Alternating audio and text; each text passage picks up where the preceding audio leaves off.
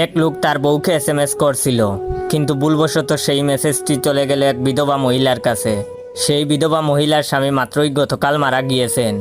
যাই হোক, মহিলা মেসেজটি খুললেন, পড়লেন এবং সাথে সাথে অজ্ঞান হয়ে মাটিতে পড়ে গেলেন। কি লেখা ছিল সেই মেসেজে, যে কারণে মহিলাটি অজ্ঞান হয়ে গেল? মেসেজে লেখা ছিল যে, আমার প্রিয় বউ, আমি ঠিকঠাক মতোই পৌঁছেছি।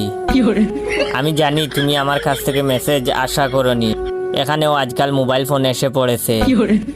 আমি আসার সাথে সাথে তারা আমাকে একটি মোবাইল ফোন গিফট করেছে। সেই মোবাইল থেকেই আমি তোমাকে মেসেজ পাঠালাম। তুমি জেনে আরো খুশি হবে যে তারা সবাই এখন তোমার জন্য অপেক্ষা করছে।